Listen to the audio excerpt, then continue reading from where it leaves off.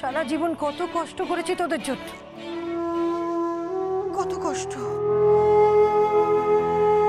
দাদা বৌদি যখন মারা গিয়েছিলেন তখন কত বয়স ছিল আমার শুভর, কত বুকে আগলে রেখেছিলাম। আর সেই ছেলে কোথা থেকে একটা মেয়েকে বিয়ে করে এনে বলল আমি বিয়ে করে এনেছি। একটা জানানোর প্রয়োজন মনে করলো না। পিসিমণি, কি অবস্থায় বিয়েটা হয়েছিল তুমি তো সব শুনেছো। সব শুনেছি, সব।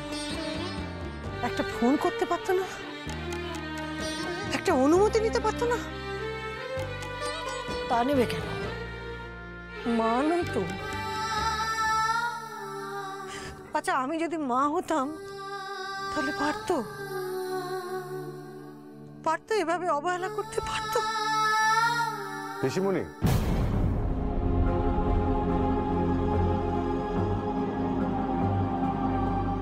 পিসিমণি, এ তুমি কি বললে?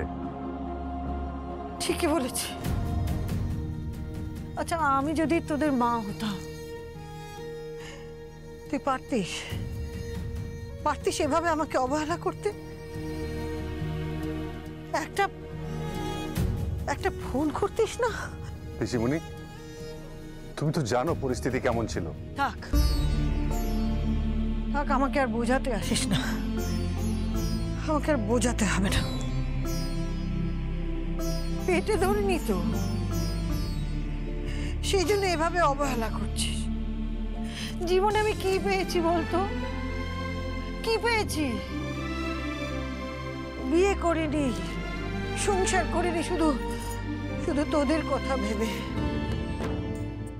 আর আজকে আমার সামনে দাঁড়িয়ে কোথা থেকে একটা মেয়েকে বিয়ে করে এনে বলছিস যে আমি বিয়ে করে এনেছি, একে সাজিয়ে দিতে হবে।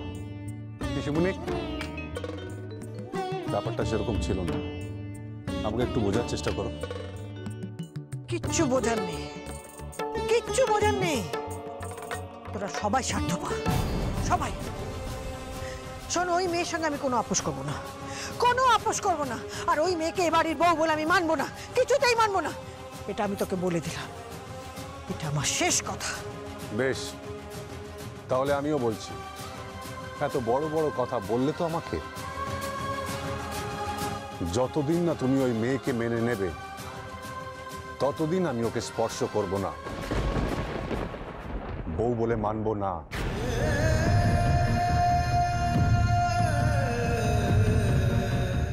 বড়দা ভাই, বড়দা ভাই। পিসিমণি, এটা কি হলো? ঠিক হয়েছে, বেশ হয়েছে। আমি ওই মেয়েকে গায়ে পাঠিয়ে দেবো। ওই গায়ের ঠিকানা জোগাড় কর।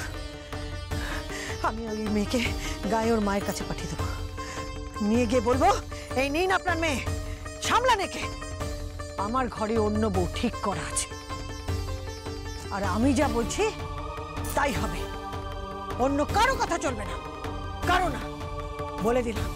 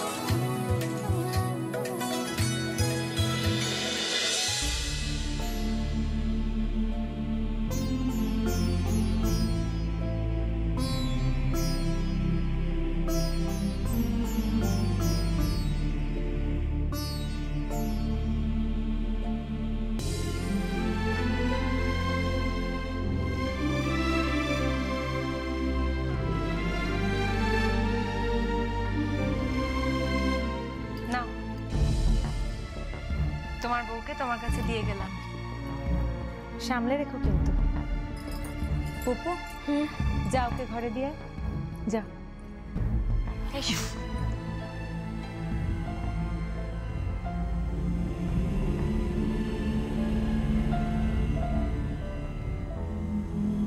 নূপুর,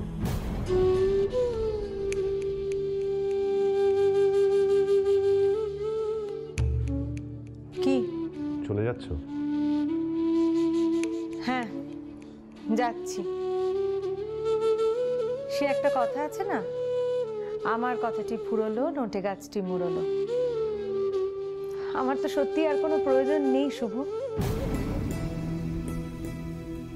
তোমার জীবনে তো অন্তত আর কোনোই প্রয়োজন নেই।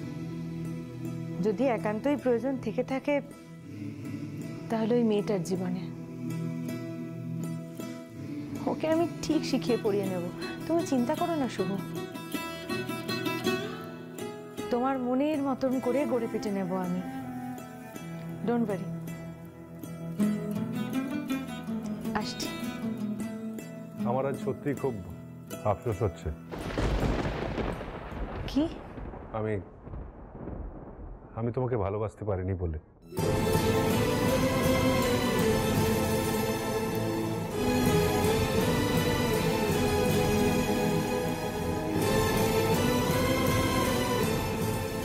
যদি ভালোবাসতে পারতাম তাহলে হয়তো পৃথিবীর সবচেয়ে ভাগ্যবান হতাম। এই কথাগুলো এখন আর বলো না শুভ। এই চৌকাঠটা পেরোলেই তোমার বউ তোমার জন্য অপেক্ষা করছে। বিয়ের পরে তোমার মুখে এই কথাগুলো মানায় না শুভ। বাসবে, তুমিও ঠিক ওই মেয়েটাকে ভালোবাসবে। কয়েকটা দিন সময় দাও, দেখো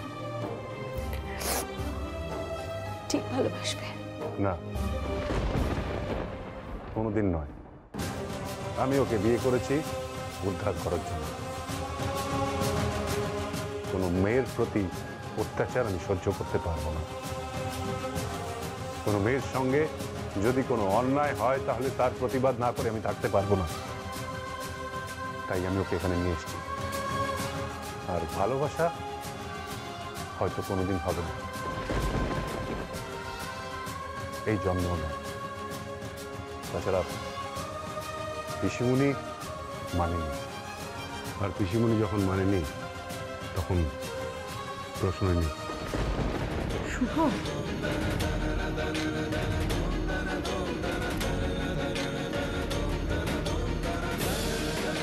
আমার আজ সত্যি খুব আফসোস হচ্ছে। আমি তোমাকে ভালোবাসতে পারিনি বলে। আমি ওকে বিয়ে করেছি উদ্ধার করার জন্য।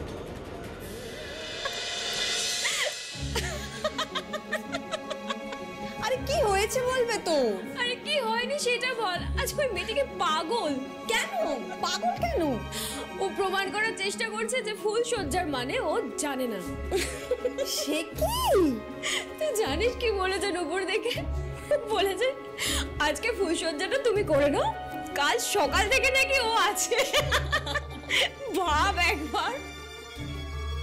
বর্দা ভাইয়ের জীবনটা বোধহয় শেষ হয়ে গেল। আজ ফুলসজ্জার রাতে আবার কি ঘটাবে কে জানে। সত্যি আমার খুব চিন্তা হচ্ছে। মিনতি,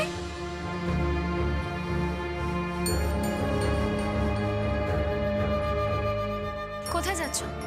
দুধ গরম করতে যাচ্ছি। নূপুর দিদিমণি বলেছেন দুধ লাগবে, পান লাগবে। এই যে পান চলে এসেছে। এ কি এত পান কি হবে?